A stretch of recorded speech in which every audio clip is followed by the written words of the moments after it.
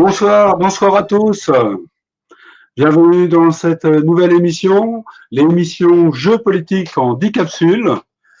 Donc, chacune des capsules en 3 parties. Jeux politiques, tu politique, nous politiquons. Je rappelle que politiquer est un verbe qui existe. Il veut dire converser sur les affaires publiques. Politique, c'est ce que nous allons faire. Alors, la première de nos capsules, donc, on va se poser la question, on va présenter l'ensemble de ces capsules. La politique est-elle jouée? Est-elle un jeu? Qui joue avec qui? Bien, je vais me présenter d'abord. Marc Lesteven, je suis sur le terrain puisque je déclare des manifestations liberté et vérité, liberté, vérité, souveraineté, les samedis après-midi sur Paris. Vous pouvez me contacter via le blog Liberté Vérité que je vais afficher si vous en avez envie, ou me rencontrer pendant les manifestations. Bien. Je ne suis pas là pour parler de ma personne, n'est-ce pas? Donc je vais vous présenter Laurence Vaquille. Laurence Vaquille. Laurence Vaquille, bonsoir. Oui, Donc, bonsoir Marc. Je voulais quand même mettre une petite information par rapport aux problèmes techniques. J'espère que vous avez tous pu nous rejoindre avec ce nouveau lien. Voilà, c'est du direct, hein, la preuve en est. Donc là, ça marche parfaitement. Bon, j'espère vous voir très nombreux et voilà. ce qui veut dire que nous pouvons admirer ceux qui font des émissions de ce type-là, hein. Les professionnels comme Mike et d'autres, hein, n'est-ce pas? Voilà. Donc merci Mike d'avoir remis sur Telegram pour le plus de personnes puissent nous rejoindre pour le chat pour la troisième partie. Merci à Philippe Murer d'avoir gentiment réinformé aussi. Je vous embrasse très fort. Merci beaucoup. Donc on va pouvoir commencer cette fois-ci. On va pouvoir commencer. Avec, on a quoi? On a une demi-heure de retard. Oui. Donc cette émission Jeux politiques. Jeux politiques, donc tu parlais de jeux, Marc, on peut parler de jeux dans la notion où nous serions aussi des jouets, hein, nous avons été des jouets du gouvernement politique, mais aussi dans l'idée que si nous avons tous les mêmes règles du jeu, nous retrouvons tous ce pouvoir de citoyen par rapport à une gouvernance qui est à la juste place, ce qui est évidemment pas tout à fait le cas, mais ce qui est le but de l'émission, avoir la notion de la juste gouvernance par rapport à reconnaître les imposteurs. Oui. Donc Laurence, tu es artiste philosophe, hein, c'est bien ça? Alors oui, alors j'ai pris cette appellation artiste philosophe. Mon travail sur l'identité en tant que philosophe est dans l'idée que moins je me définis, plus je suis. Donc trouver une appellation la plus large possible qui puisse à la fois regrouper mon travail d'écrivain, mon travail de philosophe, mon travail de saltimbanque aussi quelque part. A priori, la politique était pas dans. Je suis pas politologue, hein, c'était pas dans l'idée. Pour autant, j'ai ouvert mon site qui s'affiche là d'ailleurs à partir de janvier 2015 par rapport aux décisions déjà liberticides qui étaient faites par François Hollande. Nous étions tous des terroristes potentiels. J'ai eu vraiment ce besoin de parler là-dessus, de me permettre et de permettre aux lecteurs d'avoir un recul, de comprendre ce qui était des vraies mesures, des mesures de sécurité et non pas sécuritaires. Et rappelons-nous qu'à partir du 13 novembre, hein, nous avons été en état d'urgence, qui s'est fait ensuite remplacer par l'état d'urgence sanitaire par notre cher Macron. Donc, je suivais beaucoup l'actualité par rapport à ça. Et quand Emmanuel Macron a été élu une première fois, enfin à l'époque, je pensais que ça serait la seule, je t'avoue, Marc. Quand il a été élu, j'ai commencé à faire, à partir donc, de juin 2017, des aphorismes tous les mois, donc une écriture littéraire. Sauf que, comme nous savons, Emmanuel Macron nous a tellement gâtés que je ne pouvais plus tenir dans des aphorismes et c'est devenu des billets d'humeur. Des billets d'humeur regroupés en recueil intitulé Emmanuel Macron, un imposteur, point d'interrogation. Donc, je tiens au point d'interrogation, hein, chacun à répondre par rapport à ça et peut-être à certaines personnes qui ne se posent pas encore la question, de se poser la question sans être affirmatif, mais peut-être en donnant des indices pour y répondre. Donc, à partir d'avril 2022, ça devait s'arrêter là. Et donc, dans la rubrique Jeux politiques, qui est la rubrique qui va venir, on va cette fois assister à la saison 2 de Emmanuel Macron, un imposteur, point d'interrogation. Donc voilà, notre première rubrique Jeux politiques. Donc j'affiche le panneau Jeux politiques. Tout à fait. Voilà, c'est fait, Laurence. Voilà, donc on voit d'ailleurs des manifestants, à manifestation où nous-mêmes avons participé plus ou moins activement.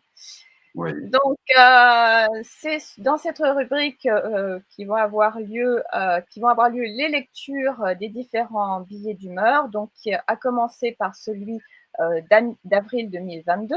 Mais avant tout, je voulais vous lire l'avant-propos qui définit et pose la question de ce qu'est un imposteur, qui évidemment figurera dans le recueil à publier. Alors, à se souvenir que les personnes véritablement libres ne peuvent chercher à soumettre autrui. Et même, elles vivent mal la cohabitation avec ceux qui ne vivent que dans la soumission. Je pose la question de ce que ça veut dire, véritablement libre. Oui. Oui, oui. En revanche, Marc, certains se font passer pour des êtres libres, hein, des gouvernants libres, des hommes politiques libres, pour mieux soumettre ceux qui croyaient trouver liberté et indépendance auprès d'eux. Ceux-là ne sont pas libres. Ils sont vides de tout sentiment pour autrui, vus comme des moyens pour se sentir exister. Donc, ils instrumentalisent au nom de la liberté. Oui. Qui crée cette dépendance viscérale aux autres qu'ils nient et les fait encore plus les maudire, à vouloir encore plus les soumettre. Ce sont au mieux des imposteurs. Ce qui, concernant Emmanuel Macron, fait poser la question, est-ce que Emmanuel Macron est-il véritablement libre? Est-ce que son rapport avec l'Union européenne, avec Ursula von der Leyen, laisse supposer qu'il est véritablement libre? Ben, plus ça va, moins on se pose la question, hein, quand on voit ce qui se passe actuellement. Visiblement, il y en a encore qui se posent la question. En tout cas, j'aimerais qu'ils se la posent. Est-ce que son gouvernement est soumis ou pas? Ben, soumis à qui? Bon. Comment Emmanuel Macron traite les ministres, les députés qui sont censés nous représenter, les sénateurs, quand ceux-ci tentent d'exercer librement leurs fonctions, quand ils rentrent de vacances, là, hein, ils viennent de rentrer de vacances, ils Oui. tout bronzés sans doute à l'hémicycle. Voilà. Se pose aussi la question, parce que la notion de liberté, c'est la notion de responsabilité. Et est-ce qu'un président qui n'est pas libre peut-il rendre son pays autonome? Peut-il rendre son pays libre? Peut-il vraiment exercer sa fonction de chef de l'État? Parce que ce que veut un chef de l'État normalement, c'est de renforcer la puissance d'un pays, tant au niveau économique, tant au niveau culturel et artistique. L'autonomie. Son autonomie, sa singularité. Sa singularité. Et à ce titre, concernant Emmanuel Macron, qui en fait est arrivé au gouvernement de François Hollande, dès l'élection de François Hollande. Il était à l'époque, en 2012, donc il était secrétaire adjoint du cabinet du président de la République. Et fin août 2014, il est devenu notre ministre de l'économie. Ah. Et à ce titre, alors là c'est intéressant quand même, ça rappelle certaines choses de qui était déjà Emmanuel Macron à l'époque ministre de l'économie, puisque j'ai retranscrit pour vous un dialogue d'une émission Cache Investigation avec Élise Lucet, qui lui posait des questions, savoir notamment sur Sanofi. Donc là, on voit notre Emmanuel Macron, comment on peut dire, tout rayonnant, hein, d'intelligence pragmatique, tout genou d'ailleurs. Hein. Donc dans cette émission qui posait la question quand les actionnaires s'en prennent à nos emplois. Hein. Donc c'est mars 2015.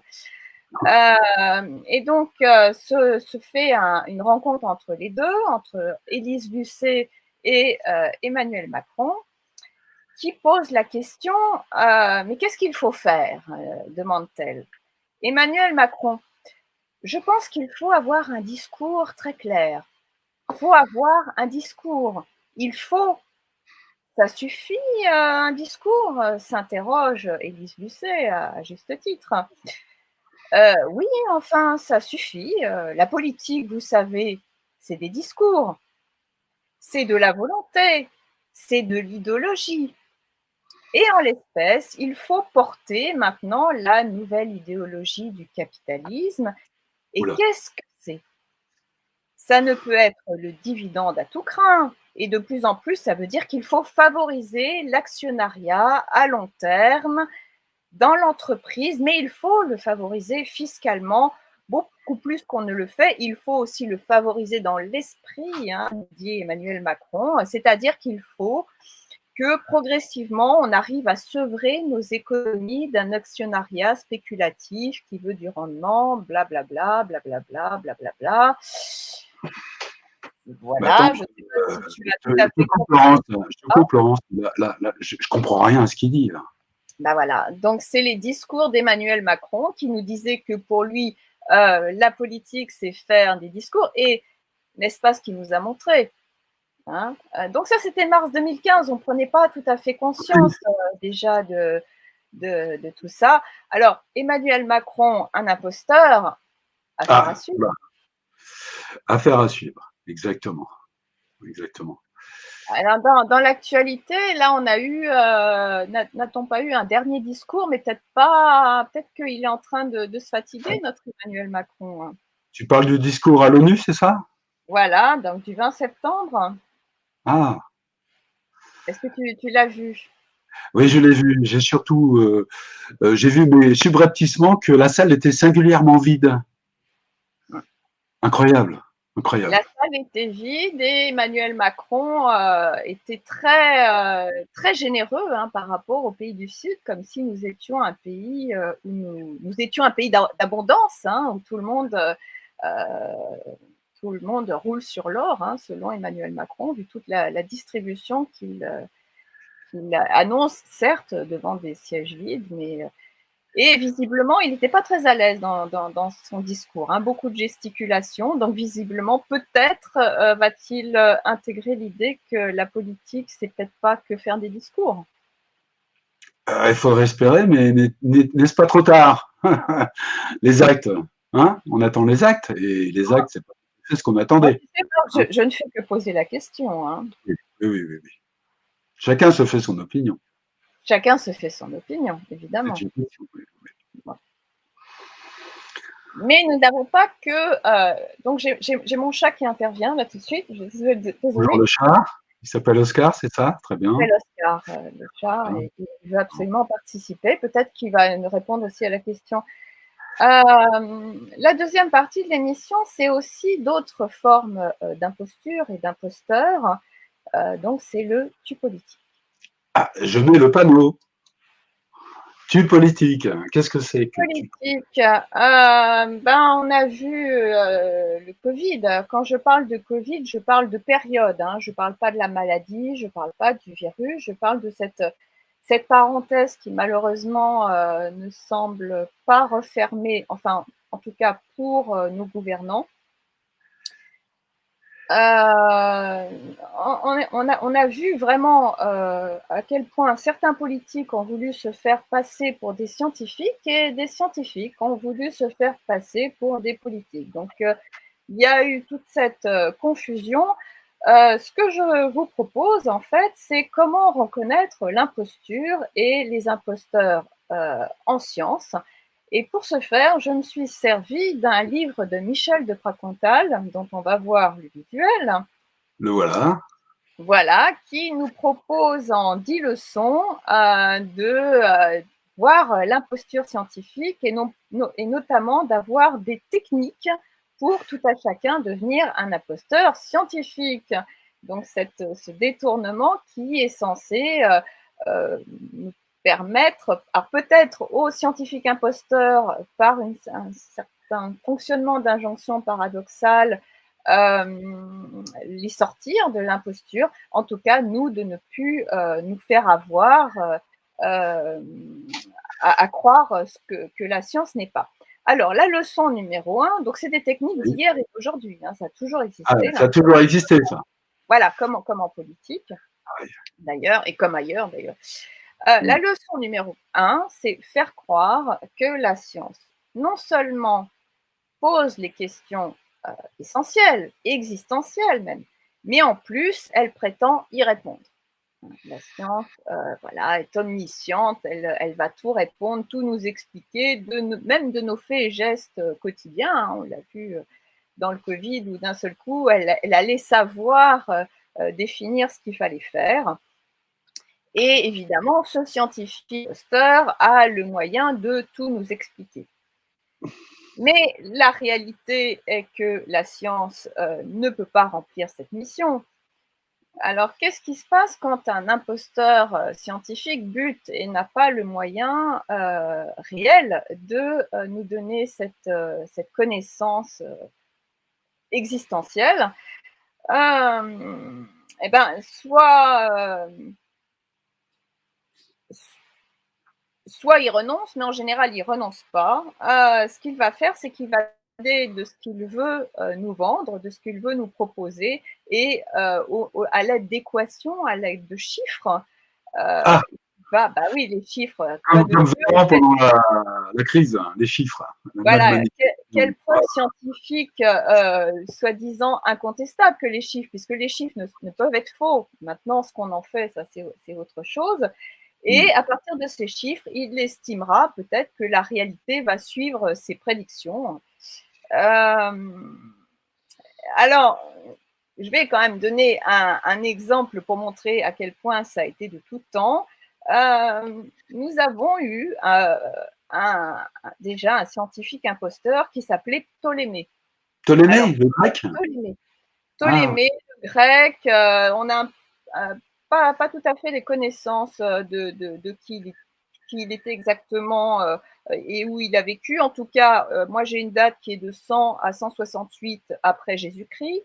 Oui. Donc c'était un astronome, un mathématicien, un géographe grec qui a beaucoup apporté. Hein, mais là, sur cette idée de créer un système qui allait rendre compte du mouvement des planètes, il ne voulait pas suivre son observation et il a triché.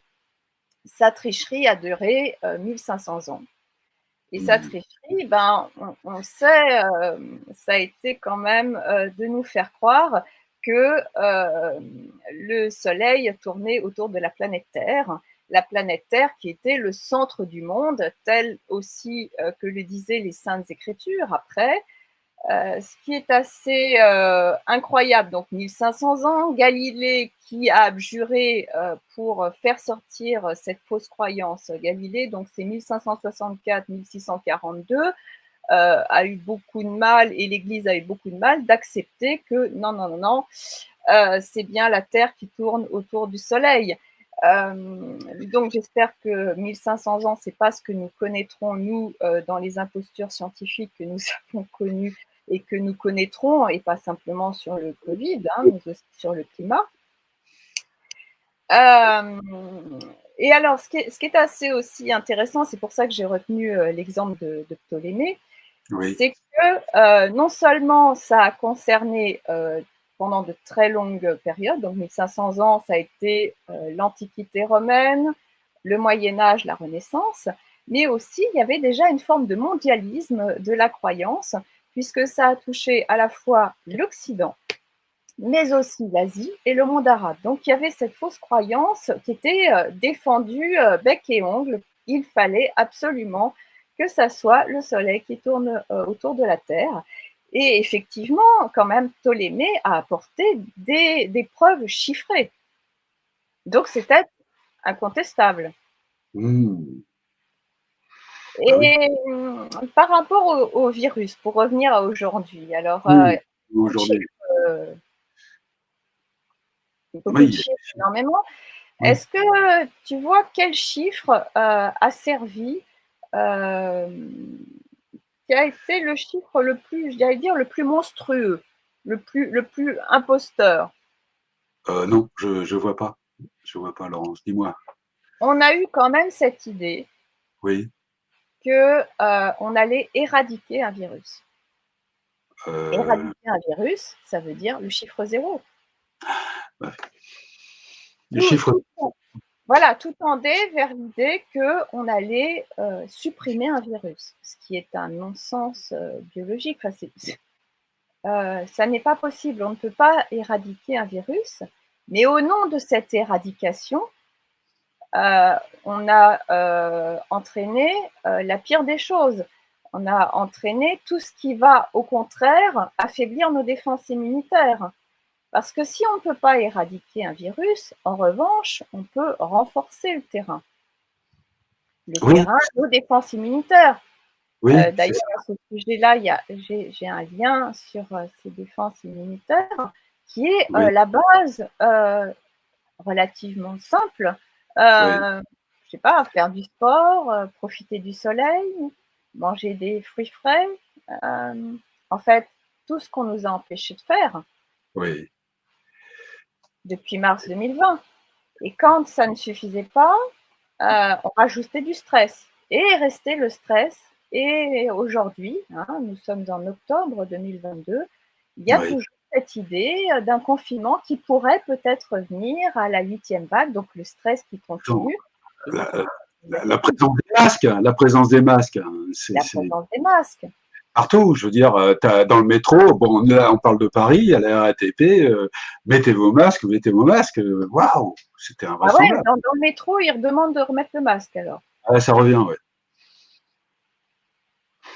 Donc Ça la revient. 8e vague, alors on arrive à cette aberration, puisque normalement la médecine qui soigne devrait encourager les défenses immunitaires. Bah, évidemment, ça fait tout l'inverse. Et on C'est peut un, quand c'est un- même dire que si le c'est un virus peu avait dans, été… ouais. Hein. C'est un peu dans le genre, planquez-vous, quoi. Bah, Le en virus fait, qui arrive, planquez-vous, quoi. Baissez si la le, tête. si le virus avait été grave, on ne serait même Oui, pas en train de parler là, avec bah oui. toute la non-médecine. Hein, on a vraiment été dans une fausse médecine. Alors, on peut arriver sur la conclusion par rapport à ça que la fausse médecine, la fausse science et la fausse politique, on peut dire fausse politique, hein, elle ne soigne pas. Tu es en train de nous dire, Laurence, que tous les médecins, enfin ceux qui disaient scientifiques, qui sont passés dans les médias, hein, médias, on dit aujourd'hui mainstream, euh, qu'est-ce qu'ils faisaient? C'était des imposteurs. Ils faisaient journaliste et en même On pose temps, la question. On pose on la pose la question. question. Chacun se fait son opinion. Enfin, moi, En ça tout, ressemblait à de la propagande, hein, mais bon, la gestion par la peur, c'est le genre de truc que j'apprécie pas. Hein. En tout cas, la science n'est pas de la politique et la politique n'est pas de la science. La science cherche. La science ne peut pas avoir de consensus. Hein. La science n'est pas là pour avoir des consensus. S'il y a un consensus qui doit être trouvé, ça sera l'action politique, hein, en fonction des différentes informations qu'elle est. La politique, elle, effectivement, elle doit trouver, elle doit agir. Il ne peut y avoir confusion entre les deux et un conseiller scientifique ne peut en aucun cas diriger le pays. Hein, Oui, là-dessus, mais je suis d'accord avec toi. La politique, c'est les politiciens doivent décider. Mais enfin, ils doivent décider, ils doivent proposer, ils doivent s'expliquer, ils doivent faire preuve de pédagogie et non pas gérer par la peur, comme ils l'ont fait. Enfin, à mon avis, c'était de la gestion par la peur. Alors, la gestion par la peur et par la soi-disant preuve scientifique, la preuve oui, chiffrée scientifique. ça peut chiffrer. Donc, n'est-il pas fondamental de voir à quel point ce sont des impostures d'avoir conscience du coup de notre pouvoir de citoyen quand on a conscience de ces impostures, de sortir de cette aliénation, parce que notre place, nous, de citoyens, elle n'est certainement pas celle d'obéir et que personne ne sait mieux que nous dans les domaines privés, dans les domaines de la santé. Et du coup, nous pouvons reprendre notre pouvoir. Et c'est ce que je vous propose aussi dans la troisième partie, nous politiquons. Ouais, notre corps nous appartient. T'es d'accord? Notre corps nous appartient et tout à chacun a des choses à dire, à informer. Moi, je suis prêt à obéir parce que si les personnes n'ont d'autodiscipline, mais à partir du moment où on nous explique. Ok, on passe à la troisième partie, hein, Laurence? Nous, politiquons, je te laisse présenter cette phase, hein, cette partie, cette troisième phase, troisième partie. Nous t'écoutons. Alors, cette troisième partie, j'étais en train de réfléchir sur ces impostures et sur ce qui peut être dit par rapport à ça. Moi, j'attends vos commentaires. Cette troisième partie, c'est la nôtre. C'est celle où vous intervenez, c'est celle où vous pourrez faire des commentaires sur le lien YouTube. C'est tous ces commentaires, ces questions, ces informations. Tu pourrais retirer le panneau, Marc, parce que… Oui, je retire. Merci. Que nous pourrons répondre lors de la deuxième émission qui aura lieu dimanche prochain, donc dimanche 9 octobre. L'idée aussi, c'est de faire se rencontrer les gens, soit par l'intermédiaire de cette rubrique, soit sur le terrain. Nous sommes sur le terrain. Moi, je serai samedi 8, à la manifestation de Florian Philippot. Je serai dans la voiture en train de donner les messages qui sont fondamentaux pour nous mobiliser. Je ne sais pas où toi tu seras. Qu'est-ce que tu as prévu de faire? Écoute, normalement, je dois déclarer une manifestation liberté-vérité, hein, liberté-vérité, souveraineté. Mais bon, puisque Florian, les patriotes font une manifestation ce jour-là, ben, nous ne déclarons pas, nous ne divisons pas. Hein, nous ne voulons pas participer à diviser. Donc j'en serai comme beaucoup de ceux qu'on appelle les gilets jaunes. Hein, on y sera et on pourra se rencontrer à ce moment-là, oui. Tout à fait. Donc, on compte sur vous, sur vos commentaires pour participer, pour l'interactivité de cette émission. Tu avais vu quelque chose dans le chat, des choses J'ai pour saluer. J'ai pas osé regarder parce que si, on a des commentaires. Hein. Si, j'ai plein de commentaires. C'est notre première, et c'est la première fois que je fais comme ça en direct. Hein. C'est la première, plus notre incident technique du tout début. Voilà, beaucoup à ceux qui nous ont rejoints. On a fait preuve de sang-froid. Hein. Donc, qu'est-ce que j'ai? Fred. Oh là, va bien. Hein, oh là. Tu peux nous lire parce que là, tu l'as passé très très vite. Oui, mais justement pour les lire. Oh là, Fred, faut cramer les labos. Après, on discute. Oula. Les gens sont en colère. Hein. Les gens sont en colère. Hein. Après, cette colère nous amène à une construction. Oui. Une construction d'actes ciblés. Ouais, alors, Mika, bonjour Mika, que je connais d'ailleurs. Ah oui, Michael. Hein, 25 000 morts de plus en 2022 en comparaison de l'année de référence 2019.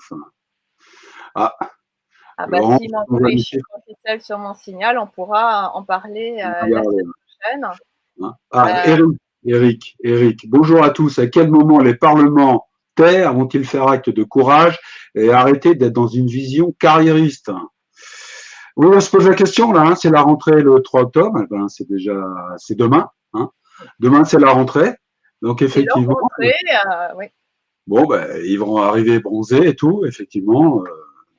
On se pose la question, carriériste, avec les salaires qu'ils prennent, est-ce que c'est pas une forme de corruption? Bon, je vais pas tomber sur ce sujet-là. Hein. Donc, ok, bah, jamais. Oui. Ouais, jamais la réponse de Michael. de Michael, ouais.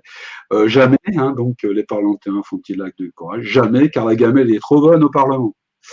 C'est la gamelle, ouais, c'est ça. Alors Dans oui, alors tous les avantages, tous les commentaires sont un peu sur les parlementaires, en fait, hein. tu peux nous en afficher d'autres? Oui, je peux t'afficher donc celui-là, hein, voilà, Ah, bonjour Eric. voilà. Réponse de, c'est bon? Réponse de Michael, Ah, hein, Dominique. L'enveloppe est trop bonne, toi. Donc tout ça, ça va un peu dans le sens de. En fait, on attend, nous, le peuple, hein, le peuple, on on attend le attend à ce que les parlementaires fassent leur job, quoi, leur boulot, leur travail. Ce pourquoi ils sont élus, ce pourquoi ils nous représentent. Et à part la gamelle, il faut quand même faire le job, là. Sinon, on fait quoi, nous? On fait quoi, nous, le peuple? Ça va nous mettre en colère, n'est-ce pas? Il y Enfin, a, moi, je suis déjà, mais bon. Bon, toi, tu es en colère. Bon, par rapport aussi au retour de vacances, se pose la question de la menace, la suprême menace de dissolution d'Emmanuel Macron. Est-ce qu'on peut l'espérer parce que, en supposant que beaucoup votaient différemment cette fois aux législatives, ça va plus être simplement une absence de majorité absolue pour Emmanuel Macron, mais peut-être plus de représentativité, à condition effectivement que les députés se posent vraiment dans leur mission fondamentale qui est de nous représenter, ça c'est sûr. Alors, Après, oui. Après, on a un deuxième problème, c'est le fameux 49.3. oui, quand tu dis une menace, c'est peut-être une promesse, parce que s'il y a dissolution, ce serait génial, franchement. Attends, mais avant, donc je manifeste, et je connais beaucoup des manifestants, de ceux qui déclarent sur les manifestations à Paris et ailleurs d'ailleurs. euh, il y a une possibilité de destitution du président par les parlementaires. Oui, mais Alors, oui. oh, faut que faites votre job, parce qu'il y a trahison là quand même.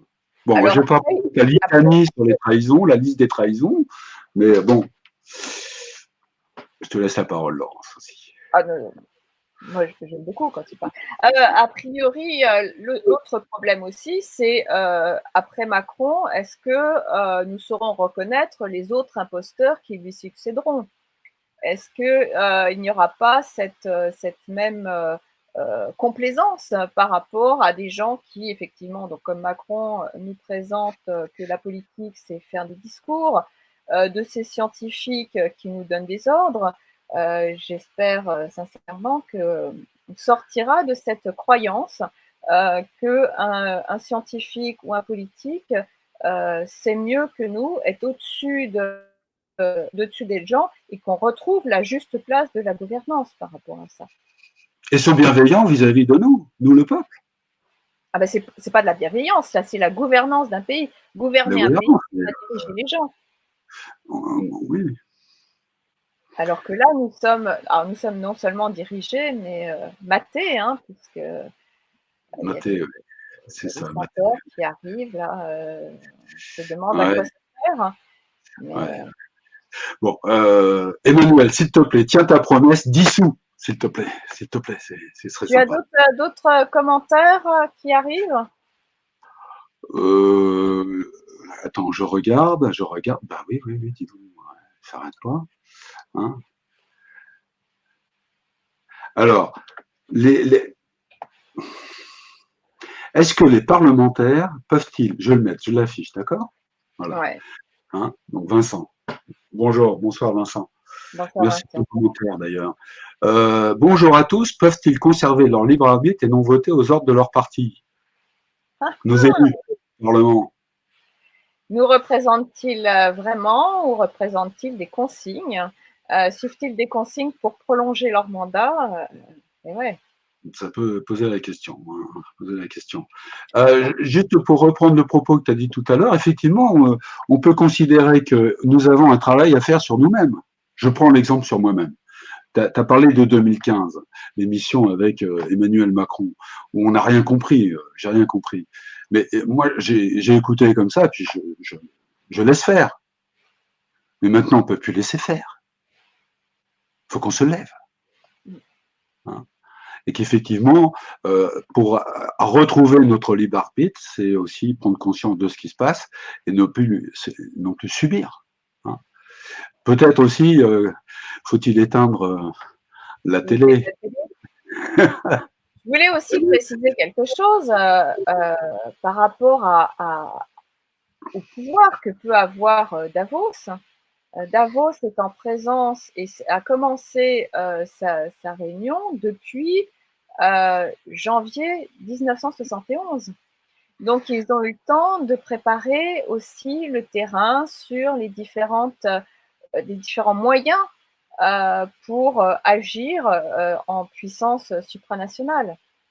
Oui. 1971. C'est assez étonnant. On a eu un choc pétrolier en 73. Y aurait-il un lien? Je ne sais pas s'il y a un lien, mais c'est quand même assez étonnant de toutes ces chasses au gaspillage qu'il y avait aussi dès 75. On a l'impression en fait l'avion renifleur. les avions renifleurs. Énorme, énorme, C'est une énorme. autre imposture en science, hein, qui a été pris par le politique de l'époque, hein, c'était Giscard d'Estaing, comme étant. Parce qu'en fait, ceux qui se font avoir par les imposteurs scientifiques sont aussi les politiques, qui eux-mêmes croient à une science omnisciente. C'est quand même assez. Donc, ce n'est pas les plus utiles non plus. Hein. Commentaire d'en bas. Bonsoir en bas. Merci d'avoir élargi le débat dans le temps de l'histoire, c'est vrai. Élargissons-le également dans l'espace, l'Europe, le monde, etc. Moi, pour ma part, je donne mon opinion. Ça ne veut pas dire que tout le monde. Ce à quoi nous assistons, c'est une guerre contre les peuples. Hein, dont nous sommes solidaires avec tous les peuples. Hein,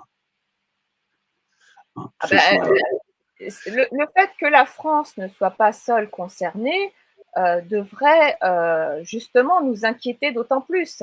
Après, on peut supposer, on peut souhaiter servir d'exemple de se sortir de cette, comment on peut dire, de cet embourbement, de ce chaos, de cette suivisme.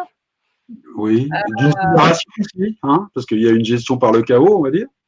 Il y a une gestion par le chaos. On peut effectivement, justement, ça permet de voir à quel point cette unicité à travers le monde, qu'il y a eu, que ce soit à travers le Covid, qu'il y a eu avec le climat. Là, ça va être en force, hein, la notion de climat. On va nous dire que toutes ces restrictions, qu'elles soient énergétiques ou autres, ou toutes ces injonctions sont faites pour sauver la planète. Les gens, ils ont envie de sauver la planète, sauf que les mesures qui sont données ne sont pas celles qui sont bonnes. Ce qui est quand même assez étonnant, c'est qu'effectivement, la généralisation, de la même façon que je parlais pour Ptolémée et cette croyance qui satisfaisait l'hubris de l'époque, là, ça satisfait un hubris d'une grande minorité et pas la minorité la plus intelligente et surtout la plus dans l'idée de construire un monde riche. Donc, quand je dis riche, je parle à la fois économie et intellectuelle et artistique. Oui, tout à fait. Donc, nous sommes solidaires des autres peuples. C'est une guerre contre tous les peuples. Donc, en fait, oui, si la France est dans une singularité, retrouve son âme, parce que c'est une perte d'âme, en fait, en réalité, c'est dans l'idée que tous les pays retrouvent leur propre singularité pour avoir des échanges, tant économiques que des échanges de connaissances, que des échanges culturels, que des échanges de savoir-vivre, de savoir-être. Effectivement, nous avons un grand chantier pour revenir à cette spécificité qui permet justement la réunion dans la diversité de tout un chacun et dans sa singularité. Alors, j'affiche le commentaire d'Éric. Le peuple, le problème de celui-ci est de nouveau sous l'influence d'une nouvelle propagande. À peine sorti du sanitaire, nous voici dans une version énergétique. Énergétique et climatique. Énergétique, effectivement, la guerre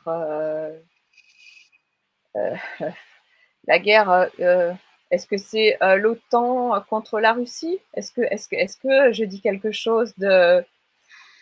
Attention, hein, c'est dangereux, Laurence, parce que la propagande dit que c'est la Russie qui a attaqué.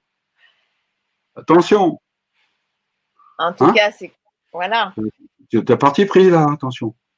Ah oui, oui. Non, mais je mets un point d'interrogation pour que… Ce que je remarque quand même, c'est que finalement, ils nous la font toujours pareil. C'est-à-dire, tu as parlé de Ptolémée avec les chiffres. Il y a eu la crise des Covid avec les chiffres et le pass. Là, on va arriver, le pass sanitaire, la vaccination, l'injection, pardon. Est-ce qu'on va se faire injecter pour avoir pas trop, pour pas avoir froid?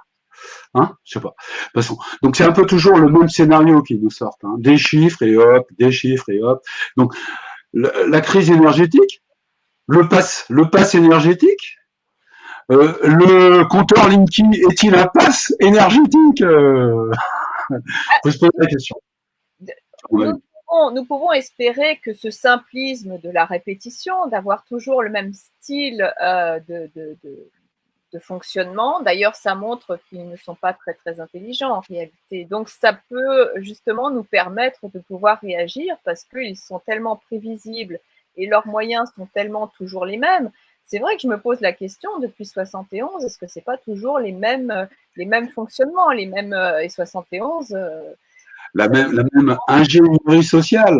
la même ingénierie sociale, l'énorme différence que nous ouais. avons aujourd'hui, c'est les possibilités technologiques. Exact. Avec exact. La 5G, avec cette possibilité effectivement de traçabilité, de connaissance, en tout cas là encore avec des chiffres, hein, sur un mode binaire 0-1, hein, qui permet d'identifier les individus, en tout cas au niveau quantitatif, mais quand même qui permet une surveillance malgré tout. Oui. On va garder d'autres sujets pour nos prochaines capsules. Alors, Vincent, la menace de dissolution, grosse erreur politique ou calcul machiavélique? En quoi ce serait un calcul machiavélique? Je n'ai pas vu là, je n'ai pas assez réfléchi. Hein, toi, tout à l'heure, tu disais que ça serait une chance. Oui, donc pour moi, c'est une promesse qui tombe dans… Alors oui. Après, il faut espérer que de plus en plus de gens soient mobilisés pour qu'effectivement on arrive à autre chose et une plus forte majorité de députés autres que la Renaissance, parce que maintenant ça s'appelle Renaissance, il ne faut pas oublier que le terme a changé, hein. On a des mots qui changent en permanence. Mais effectivement, si ceux qui sont censés apporter une diversité au départ disent autre chose et finalement se coulent dans le moule, là du coup, est-ce que ça serait un calcul machiavélique? Je crois que je commence à comprendre ce que ça veut dire calcul machiavélique. C'est-à-dire, messieurs les députés, vous êtes bien assis dans vos fauteuils, n'est-ce pas? Donc, si vous voulez y rester, sinon, moi je dis sous. Il faut vous accrocher, il faut dire comme moi. Comme je vous le demande, sinon je vous dissous, hein, ok? Et vous n'avez plus vos primes, etc., votre gamelle. Alors, ok? Eh ben là, chiche. Bon, en même temps, si nous faisons l'émission, c'est que nous avons dans l'idée qu'il puisse y avoir des prises de conscience et des ouvertures qui font que le pouvoir démocratique est possible, du moins la possibilité de discuter, la possibilité d'avoir des opinions différentes. Et peut-être que ces opinions deviendront des pouvoirs. Ben moi, je propose à nos parlementaires, vu ce chantage, ben, messieurs les députés, faites votre boulot, hein, destituez le président Macron, hein, et là, vous aurez fait votre boulot, et puis à nouveau, on pourra croire en vous. Sinon, vous gardez vos fauteuils, mais ça ne va pas durer longtemps. Et puis, vous ne pourrez peut-être plus vous regarder dans la glace. Ouais. Là, ça aurait sens. Ouais, mais ça, je crois que ça ne les dérange pas, certains, hein, à mon avis. Hein. Alors, il y a Eric. Eric nous affiche un nouveau commentaire. Ah oui, il suffit de voir les consignes passées aux députés macronistes. Ces derniers ont signé un document exigeant leurs allégeances à Jupiter. Ah oui, j'ai entendu parler de ça, ouais. Ils l'ont signé, tu crois? Ils ont fait vraiment ça? Moi, je crois que c'était une blague. Ah ben si, moi j'avais vu un texte qui avait été passé, mais avant les législatives, effectivement, Ah euh, ouais? par rapport à ça, c'est-à-dire qu'on n'était plus non plus dans les éléments de langage, là on est carrément dans l'idée de dire oui à tout, quoi qu'il en soit. Il y a eu ce livre de Frédéric Dumas où j'avais vu notamment une émission où elle expliquait de toute façon clairement qu'il n'était plus du tout question de discuter. Je parle même pas de s'opposer, de discuter, que de toute façon, la seule réponse qui était, c'était le hochement de tête, effectivement. On a eu aussi Martine Vonner qui est partie relativement tôt. Je crois que c'est elle qui est Non, mais, ceux qui sont partis euh, plus tôt. en fait, je me mets à la place de tout à chacun. Parce que moi-même, quand j'ai vu ça, j'y ai pas cru, j'ai cru une blague et je suis passé à autre chose. Mais ils l'ont fait. Mais le fait d'avoir demandé aux députés macronistes de signer un document exigeant leur allégeance, mais c'est l'antidémocratie totale.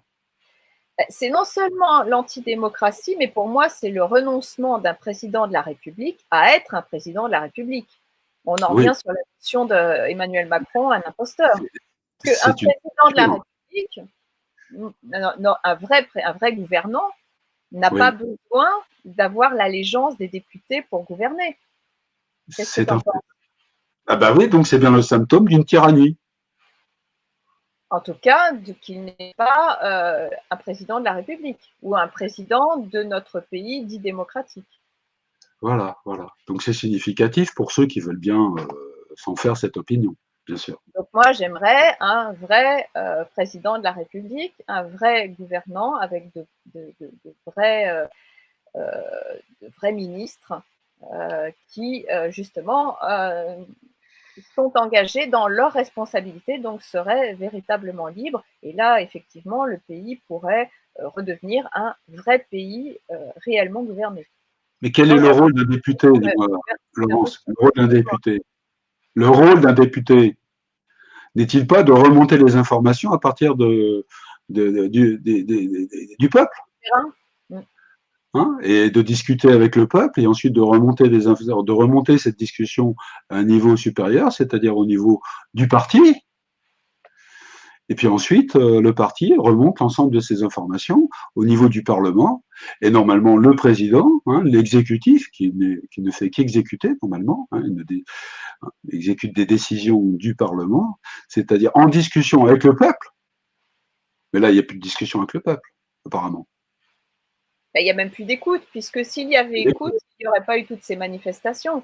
Les manifestations, normalement, il doit y en avoir 3 ou 4, et à partir de ce moment-là, le gouvernement prend acte de la contestation et propose autre chose ou fait un pas de côté, voire un arrêt. Hein, on a eu ça pour le CPE. C'est pas si vieux que ça Oui. quand même, le CPE. Ouais, ouais, ouais, ouais, ouais. On a eu ça pour l'école libre avec Mitterrand. Ça fait combien de Donc, temps que les Gilets jaunes manifestent, hein? Presque 2018, 4 ans? Bientôt 4 ans, non? Hein? 3-4 ans? Et il se voilà. passe rien. Ils sont fait gazer, ils sont fait taper, mutilés. Donc la Hein? manifestation, parce que le droit à la manifestation, c'est pas simplement marcher dans la rue et scander des phrases. La manifestation, elle doit être suivie des faits. Sinon, c'est plus une manifestation. Ben, Une manifester, présence dans la rue, mais ça ne permet pas ce que ça doit avoir comme rôle dans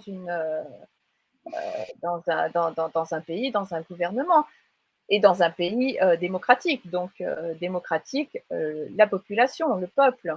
Je rappelle quand même qu'Emmanuel Macron est aussi un peuple. Hein. est aussi un peuple.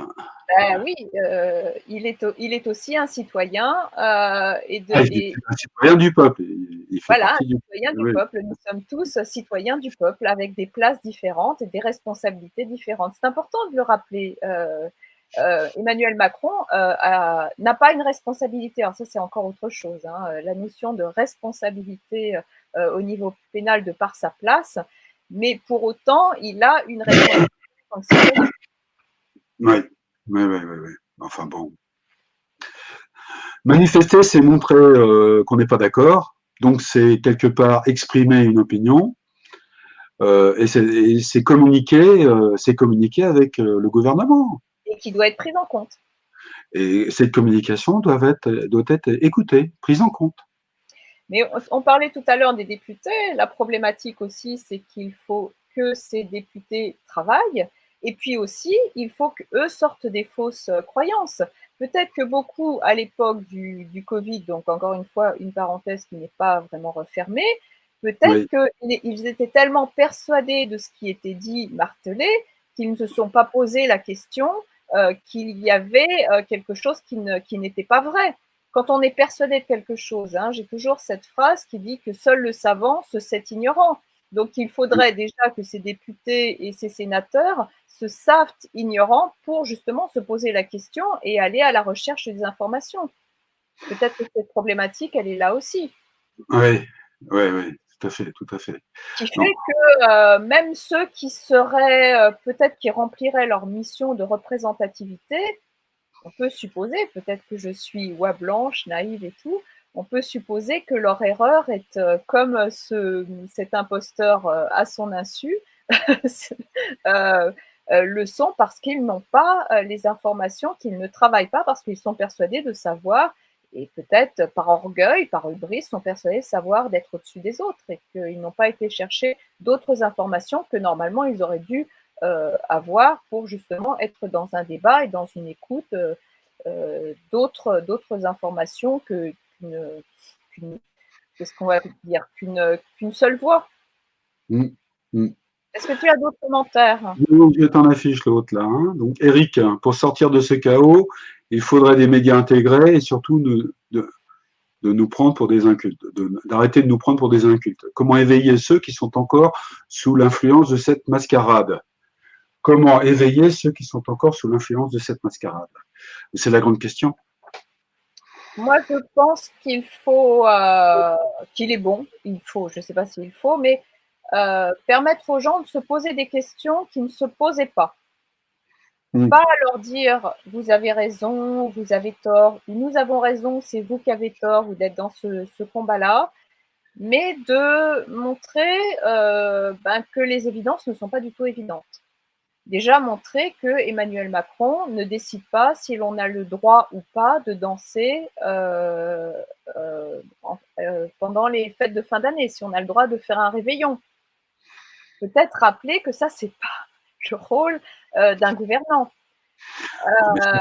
C'est là où on voit, c'est là où moi j'ai ressenti que c'était une grosse manipulation. Quoi. Je veux dire, donc de cette passivité que je comprends par ailleurs, puisque moi-même j'ai été passif.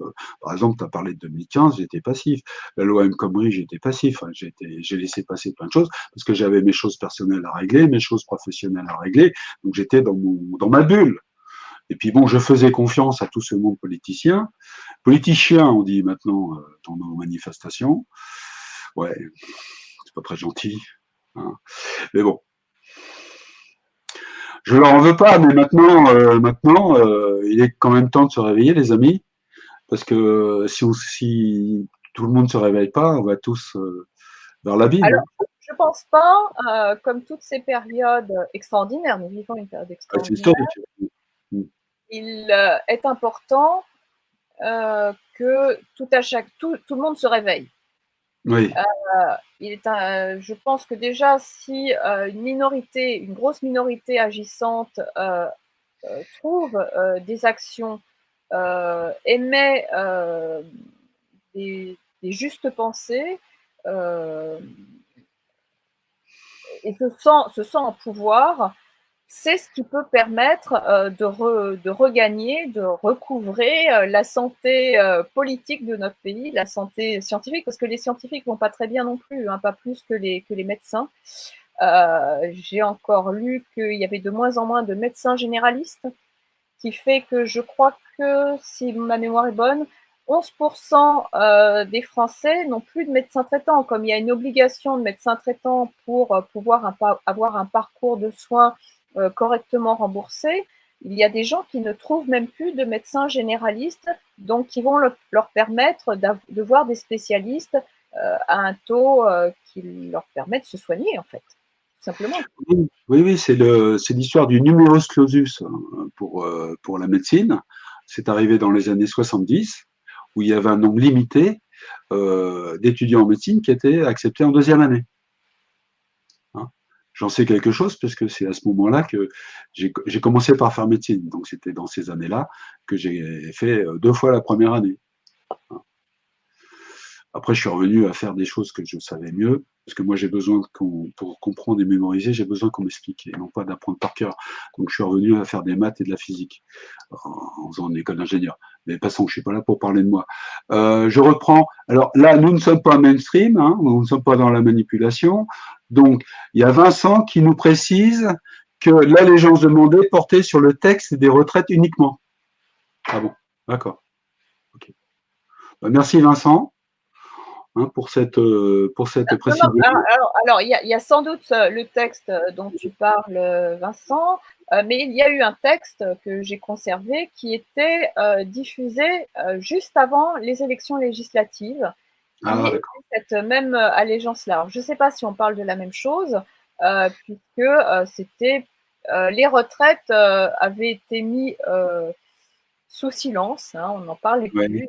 Il y a même eu l'idée qu'on attendrait, nous avait dit Macron, enfin il nous en a tellement dit, on attendrait la fin de tout ça pour revenir sur ces fameuses réformes que visiblement aujourd'hui se reprennent en accéléré, en tout cas dans une volonté de s'y remettre.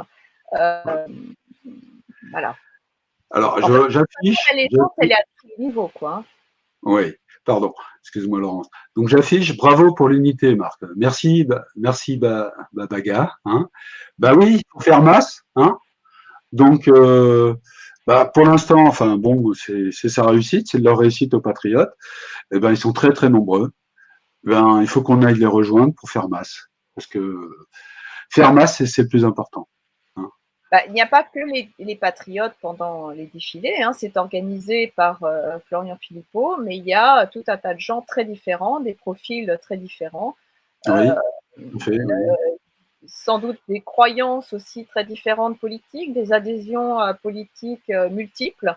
L'idée, c'est effectivement de faire corps et de montrer que on n'est pas là pour obéir, en fait. Oui. Imaginons que nous ayons un Macron qui n'était pas aussi téléguidé. Enfin, moi, j'estime qu'il est téléguidé, mais qui proposait une réforme ou quelque chose sur lequel peut-être pourrait se défendre, mais pour lequel nous ne serions pas d'accord. Il serait tout à fait normal que nous fassions corps pour informer de notre désaccord et faire en sorte que ça soit pris en compte. Parce que informer, d'accord, mais la prise en compte, c'est à ça que ça sert quand même une manifestation, des manifestations. Oui, Babaga. Bon, une idée qui est pas mal, ça. Hein, j'ai vu. Hein, il faut que je le retrouve. Pardon, là, ah ouais, voilà. On devrait aller voir les députés dans leur permanence quand ils sont présents. Eh bien oui, invitons tout à chacun à aller voir chacun de nos députés. C'est pas de leur mettre la pression, c'est de leur rappeler quel est leur rôle. Après, il y a la question quand ils sont présents. Dans leur permanence. Oui, alors je me demande s'ils vont oser être restés dans leur permanence là en ce moment. On va voir. On est mis au défi, hein. C'est un défi. On les invite, comme d'ailleurs les invite Florian Philippot et tous ceux qui peuvent rejoindre les défilés, de venir. Hein. C'est important qu'ils viennent défiler. Que les députés viennent nous voir pendant nos manifestations. On les accueille volontiers. Hein, surtout à la fin, on peut faire une pause et discuter avec eux. Ce serait génial. Ça, là, ce serait formidable. Bon, je vais y croire. Là, ce serait de la politique. Là, ce serait de la politique. Là, ce serait de la vraie politique. Hein. Voilà. Donc, Qu'est-ce qu'on a d'autre encore? Le rôle du député, selon une logique de bon sens, et devrait pour le bien commun des biens et non. Hein. Donc, ce qui se passe, ce serait pour nos castes financières. Oui, je partage cette idée. Alors, s'il y a des derniers commentaires, on va bientôt conclure l'émission. C'est que Là, c'est. là déjà. Voilà, bah écoute, voilà, bah, il y en a qui nous souhaitent une bonne soirée. Hein. Merci, Michael. Et nous remercie pour le live. Hein. Merci Eric, merci Babaga, merci Vincent, merci tous ceux qui ont bien voulu participer, avec elle donc nous avons politiqué. Hein. Nous avons politiqué, vous et nous. Merci donc pour tous ces commentaires. Merci aussi pour les commentaires que vous mettrez lors du replay. Écoutez, n'hésitez pas à cliquer, à mettre le pouce bleu pour augmenter la diffusion. Donc sur YouTube, hein, notamment. Alors, enfin, de politiquer pour être acteur dans ces jeux politiques, d'avoir la conscience tous de notre pouvoir. Nous nous retrouvons donc samedi prochain, j'espère. Dimanche prochain. Samedi. À la manifestation. Dimanche prochain. Alors, samedi, lors des défilés à Paris. J'encourage tous ceux qui font des défilés partout dans la France. Où nous sommes tous solidaires pour exprimer ce que nous avons à exprimer en tant que citoyens acteurs politiques. Pour ma part, dès la semaine prochaine, vous pouvez trouver le billet d'humeur de octobre 2022, qui sera une réflexion sur la situation politique de ce mois d'octobre. On verra sur ton site. Qu'on verra sur mon site, hein, qui s'affiche en bas de l'écran et qui s'affiche en défilant. Donc la semaine prochaine, si déjà vous voulez, au niveau des commentaires préparer, ça sera la lecture du billet d'humeur d'avril 2022. Avril 2022, c'était cette étonnante présence, cette redite, hein, du deuxième tour qui nous rappelait 2017, Emmanuel Macron, Marine Le Pen au deuxième tour. Donc, j'attends vos commentaires là-dessus, vos réflexions que nous remonterons sur cette troisième partie, donc cette partie interactive. Et je vous apporterai aussi la deuxième leçon des techniques pour devenir un imposteur en scientifique. Le sujet sera choisir le domaine scientifique pour commettre son imposture. Je vous dévoile un scoop, ça sera sur le QI, hein, un domaine très important d'imposture. Le QI, c'est-à-dire sur le QI, en quoi le coefficient intellectuel. Une imposture et à quoi ça a servi, à quoi ça sert aujourd'hui. Ah, très bien, merci. J'attends ça avec impatience, Laurence. Hein? Voilà, donc on se retrouve aussi sur le terrain. Et pour reconnaître les imposteurs sur la prochaine émission également et les 9 autres émissions qui vont suivre, donc tous les dimanches de 19h à 20h en direct, sans problème technique. Cette fois-ci, on y tient. Donc, voilà, Emmanuel Macron, un imposteur, affaire à suivre, des scientifiques de plateau, des imposteurs, affaire à suivre. On salue ces imposteurs qui peut-être vont nous retrouver, qui peut-être vont sortir de leur imposture, on va savoir. En tout cas, merci à vous tous. Bonne soirée, bonne semaine. Et à dimanche prochain, donc 19h, 20h. J'en profite dans les remerciements, je voudrais également remercier Co-Créon, hein, toute l'équipe Co-Créon, et puis aussi particulièrement Aïssa Mobala, avec qui nous avons pu faire des émissions tout sauf Macron, hein, en temps utile. Voilà, je voulais absolument remercier Aïssa et toute l'équipe Co-Créon. Et surtout remercier nos auditeurs, hein, sans qui nous ne sommes rien. Nous ne pouvons pas faire de la politique tout seul. Non, sinon on serait des imposteurs. Non, tu me corrigeras. J'ai pas tout compris. Ok, on s'en prend congé. On a réussi, on a fait 1 heure. C'est bien, c'est bien. Au revoir à tous. Au revoir à tous. À bientôt, à dimanche prochain. Ou alors en manifestation samedi prochain. Au revoir. Au revoir.